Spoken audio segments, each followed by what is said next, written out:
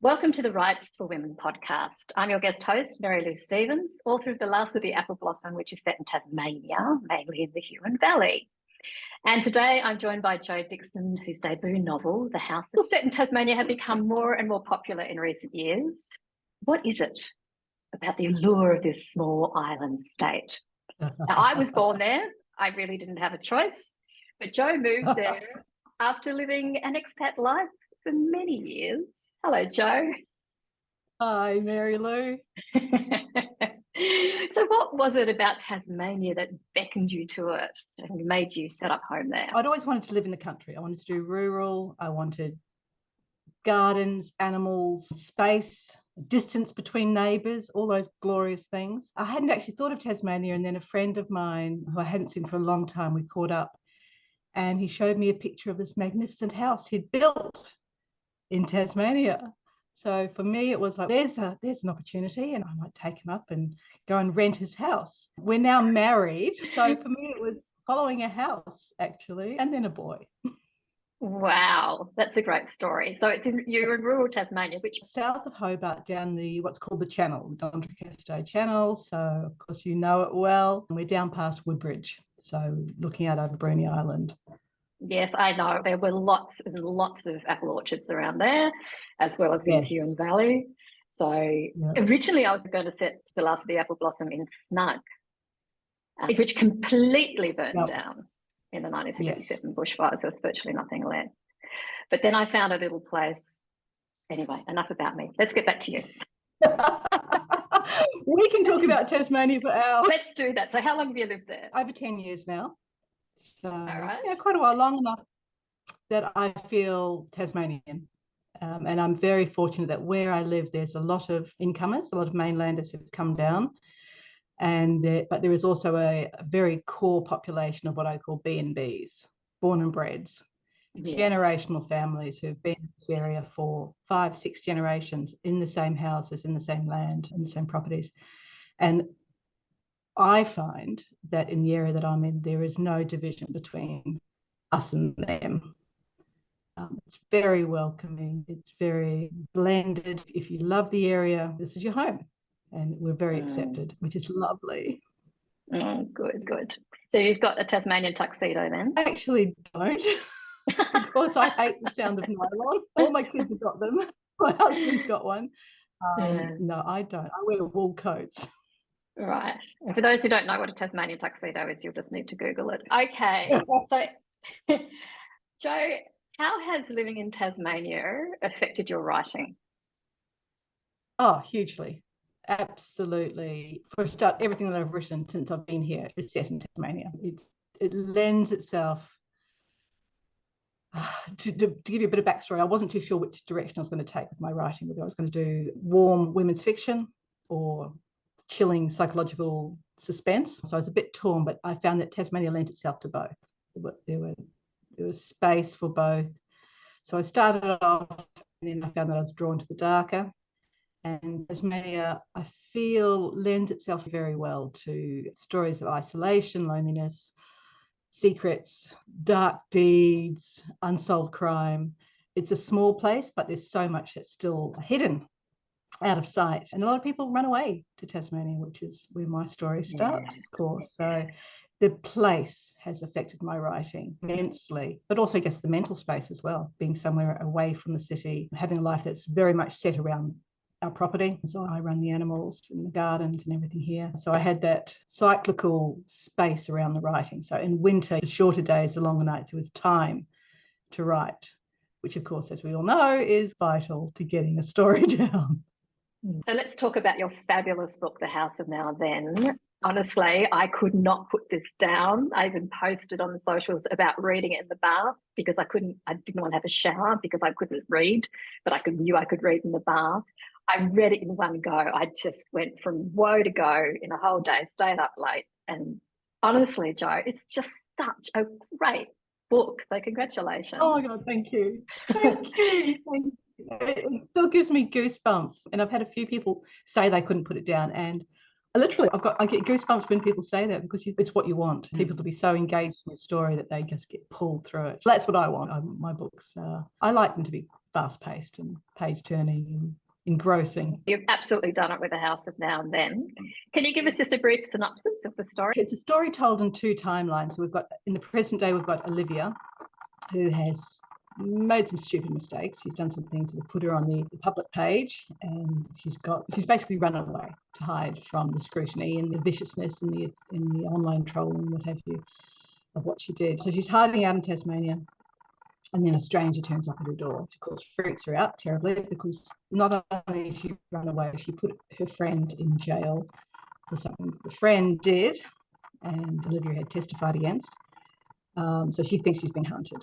So she's a bit scared of Tom when he turns up. He says he's there to track down a woman who lived in the house 30 years earlier. So he's on a mission from his father, who's died, to deliver a letter to this woman. Olivia finally gets caught up in his search. The two of them go on a mission to solve this unsolved missing person case and discover it's not the woman that's missing, but her boyfriend from those heady days of 1986. So they go on that mission. Flip side is that we see the 1986 storyline of these glorious summer days where this girl Pippa, who's she's a backpacker, she's a bit of a wild child, a bit of free bohemian, and she comes down and she's house sitting at the house where Olivia later was hiding out, and she meets a local boy called Leo. They fall madly in love, and Leo's parents are not happy about this. Night, Leo gets up, slips out of her bed, and is never seen again. So we get the heady days of 1986 and those wonderful tales of summer and nostalgia and love, and then the disappearance. And we have the present day where Olivia's dealing with her demons and solving the unsolved crime. And all set in this beautiful house, which has a character of its. I really want to go stay in that house. So do I. That's why I wrote it. And it's a great title, by the way. Was that your original title, The House of Now and Then, or was it something that came up with your publisher? No, I came up with the title. So the original seeds of the story were laid down in about 2015. And then I finished the full first draft about 2017, and it's about then I stuck the title on, and it has stayed. It's stuck right through acquisition, full editorial process, and at any time I expected them to say, "This is silly," but no, they liked it. It's a great title, and it's evocative. Oh, good. It was so funny after all this talk around Chat GPT, the AI, where you put in questions to the AI and it comes up. So I asked it to give me the back cover blurb for The House of Now and Then. The story was completely different to what mine was, but it was really good. And I'm looking at what the AI generated and thought, that sounds actually quite cool. So yeah, it is evocative, but for the AI, it evocated in the wrong direction. I don't know if you know the writer Alison Stewart, but she did this funny thing where one of her books was translated, and then she Google translated the translation of the blurb back into English, and it was completely it was hilarious. It was just hilarious. It was so funny, and I said to her, I'm going to write that book because that's a brilliant synopsis. But it was just it was nonsensical. It was never. Now with this book, you're working with dual timelines. You've got a twisty ending, very satisfying. So was it difficult for you to keep up with everything with your timelines, with your twists? Did you have it all mapped out before you started, or did it evolve as you went? I lean towards being a plotter. So I plot on big art sketchbooks with coloured Sharpies. So I have circles and loops and arrows and all sorts of things going on. So once I realized it was going to be dual timeline, I plotted out roughly in the arcs for both stories or both timelines. But when I started writing it, I wrote it in the form that it would take in the book. So I jumped from timeline to timeline when I was writing. And I found that, for me, helped put cliffhangers on the end of chapters. So I get a sense of the rhythm of the book, that 2-3 chapters in that timeline was enough. And that we got to a point where it was a good spot to leave off and go back to the other timeline. So go from present, say, to 1986, because I love reading dual timelines, but you want to make sure that both of them are engaging, so that when readers go through, they don't go, oh God, we're back in 1986. I want to get back to, I want to be on the other timeline. So I tried very much to keep the timelines engaging, hooking the reader and leaving them wanting more at the end of when we cut off from there. I also work in Scrivener. Love Scrivener. Love Scrivener. And of course, the ability to move your little notes around on this corkboard and rejig things made it much easier. So many of the chapters are in the structural form that they were when I first wrote them. They've all obviously been improved dramatically since the first or second draft, but that shimmering them, moving them around, jostling them about happened quite early. And I didn't find it overly difficult. I had a sense of the rhythm of the book from that point on. The twists, some of them surprised me. So there's one big twist in the book which didn't appear until about, right before I really wrapped it up. And I went, oh my God, I didn't know that was in there. I didn't know that happened. You might know what I'm talking about if you've read the book, and it astonished me. So there are twists that suddenly just pop out. This writing process, it's astounding, isn't it? Our brains are just doing these kind of magical, mystical things in the background that we don't know about. And then it's, oh my goodness. Aren't I clever? Now, you and I have something else in common apart from Tasmania. We both did Fiona McIntosh's masterclass. And when you do her masterclass, you have to give her 10 pages before the masterclass that she reads, and then you have a one-on-one with her. So did you take The House of Now and Then to Fiona's masterclass?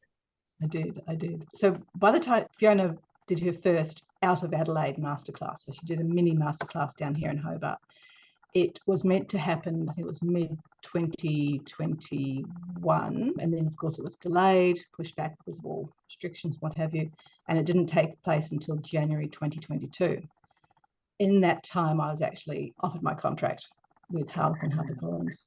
So by the time I got to the masterclass, I was signed, but in the meantime, between the original class date and the date we got together, Fiona had said, send me your 10,000. In the meantime, I'll read and we'll do Zoom face-to-face. So we got that out of the way. So when I did that with her, I hadn't been signed. She read my first 3 chapters, said there's absolutely nothing wrong with your writing, great writing, thoroughly engaging. Your synopsis is terrible. It is terrible. I picked up this synopsis. I don't know what's going on. You've got too many characters. This little bit here sounds enticing, but all the rest of it is, it's just ridiculous. It's too much. And I went away and went, you're right.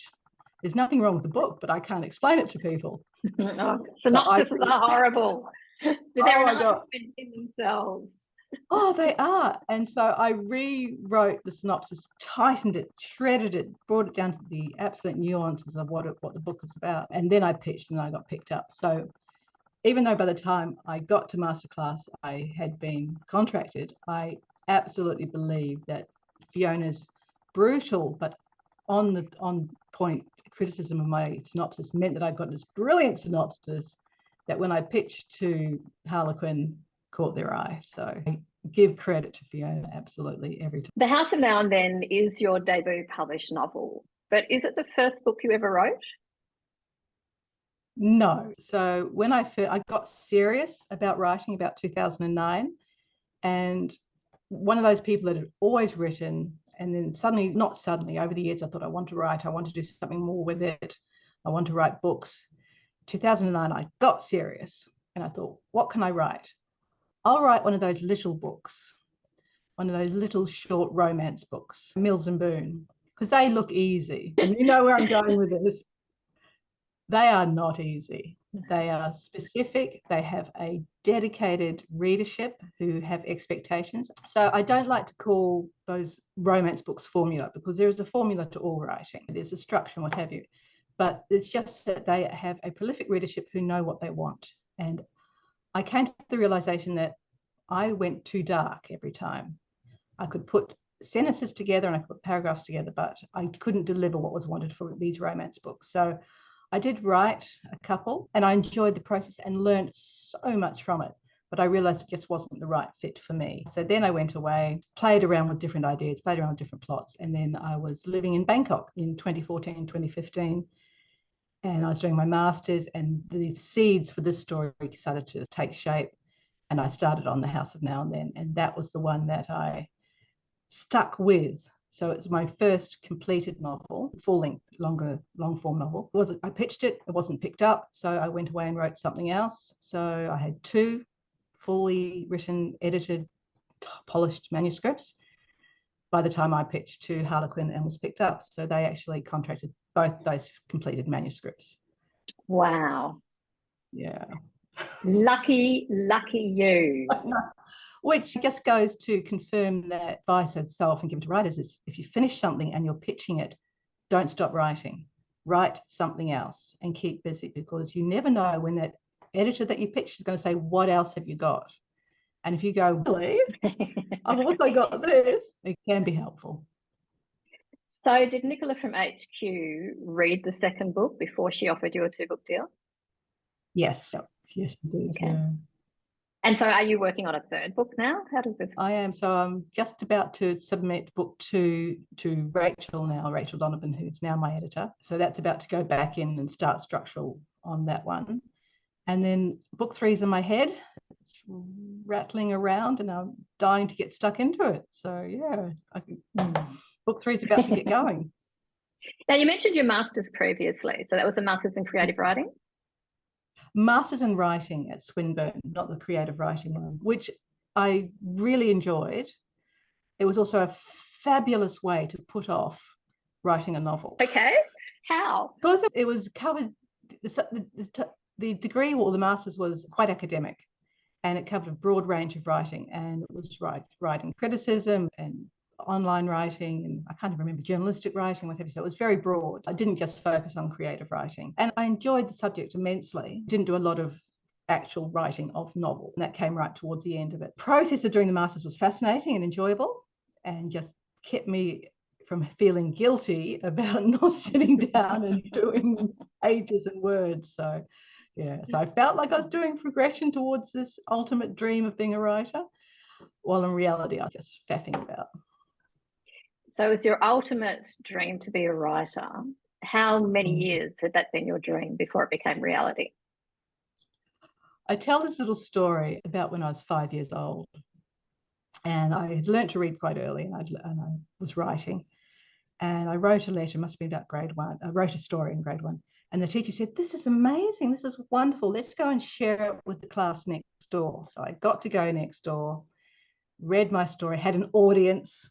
Wow. Loved it, thought, this is what I do, this is me. Identity formed early. The following week she picked someone else. I was distraught, and I thought, no, I'm the writer. So I tailed along behind them and insisted that I also go, because I am the writer and I will deliver my story as well. Wow. Fully slightly arrogant about my abilities.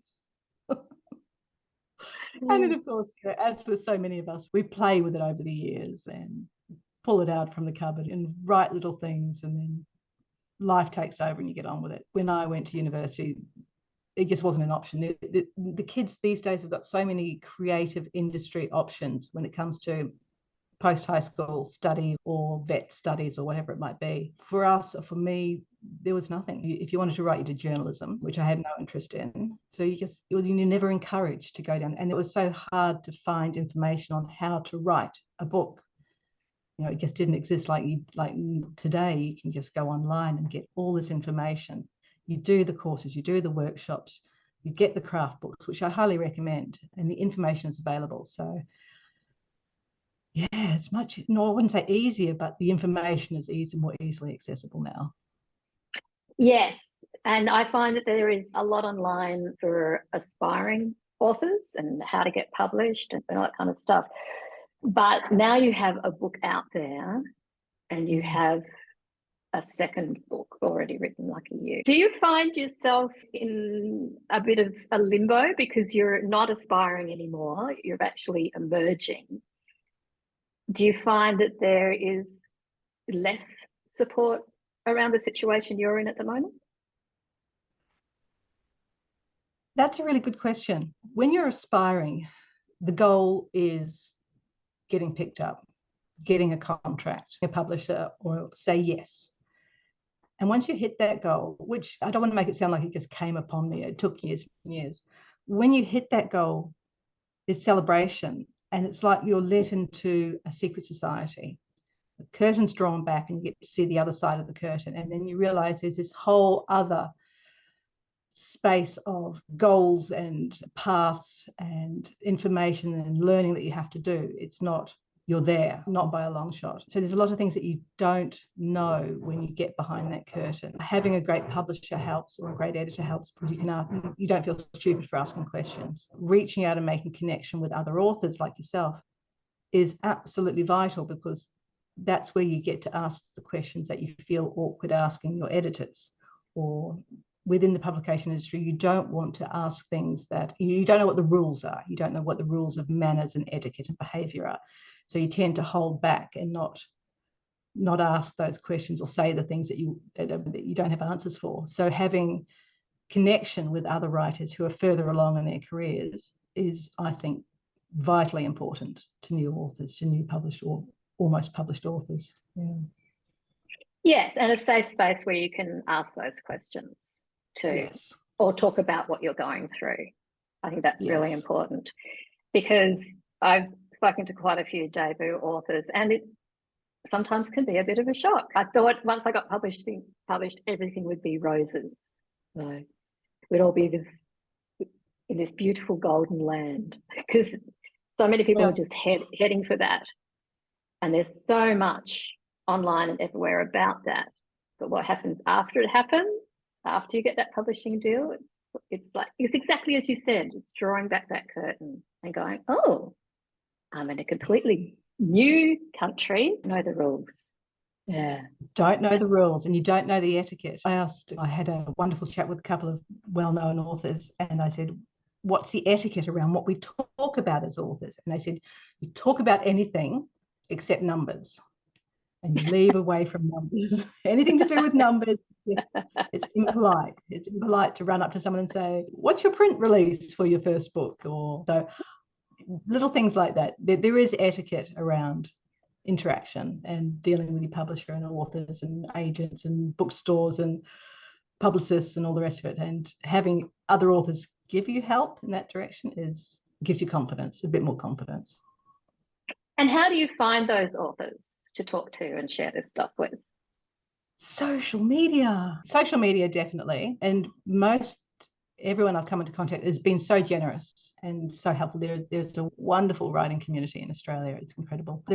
I continue to go to the romance writers conferences, even though I don't technically write romance. There's a love story in my book, but it would be romantic elements rather than a romance. But I find the RWA conferences are so supportive. It's the most wonderful atmosphere. They run wonderful workshops, they have great presenters, and there's connection.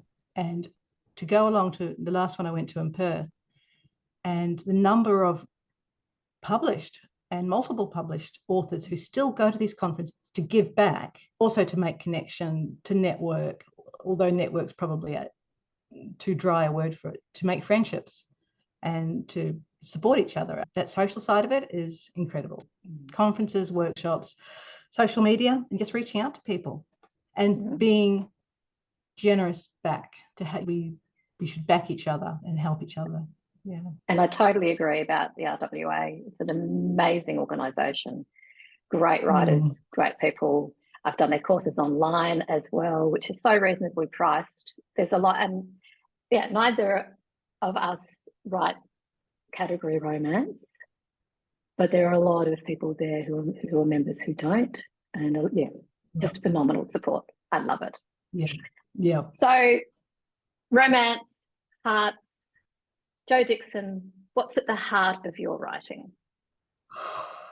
I love this question, and I've really had to think about it, because sometimes you don't realize what it is that is at the back, the heart of your stories, until well after you've written them, until almost I see other people react to them and I go, that's what I've done. It was unintentional. And I think that what's at the heart of my stories is flawed characters, because I do believe that most of us at some point do stupid things, make mistakes, some of them bigger than others. So I think I do like flawed characters, but I also like characters who get flawed, get themselves into a bit of a pickle, and then realize that they are stronger than they think they are, and that they find their dignity, they find a path back from whatever loneliness, darkness that they've got themselves into. Yeah. I think at the moment, I think that's where I'm sitting. Well, The House of Now and Then is a fabulous novel. I suggest everyone race out and buy it and read it if you haven't already. And you may be like me, where you just can't put it down and have to have a bath instead of a shower, so you can just keep reading. Jo, where can people find you online? I'm on Instagram as jo.dixon.writes. That's probably the place where I'm most active. I do have a website, Jo Dixon Writes as well, from memory, and I do have a Facebook page, but I'm not terribly active on Facebook, and I really must do more with it. Must do a bit more, but Instagram would be the most social place for me, most interactive. You haven't been lured over to TikTok? I'm fascinated by TikTok. I'm fascinated, and I'm getting more confident with video and reels. Ironically, my youngest son is a filmmaker. He's an award-winning filmmaker. He's just headed off to university to study screen and media, and he comes in and goes and sets everything up. And there you go, Mum.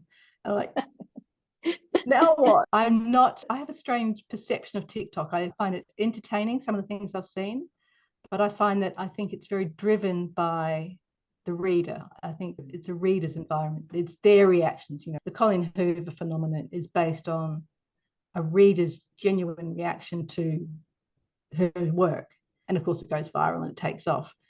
We can't manufacture that.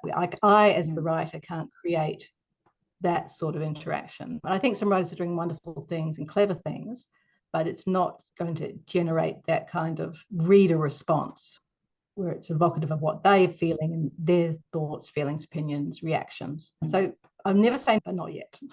Okay. Thanks again for joining us on Writes for Women. Jo Dixon's debut novel, The House of Now and Then. And I know you're still in the new release glow, but when can we expect your next one? It's a horrible question to ask when you've just had a book come out, but seeing as you've already written it. Actually, it's funny. I have already written it, but I've realised it's not dark enough, strangely. So I'm just darkening the pages somewhat and increasing the suspense. But I don't know a release date for it. At this stage, it's scheduled for next year. I'm hoping around about a year from now. That would be my dream, but yet to be confirmed. But next year. I shall very much look forward to reading it, because I absolutely love The House of Now and Then. Jo Dixon, thank you so much. Mary Lou, thank you. It is an absolute pleasure to talk with you and so enjoyable. I've had a great time. Thank you. And thank you for reading my book.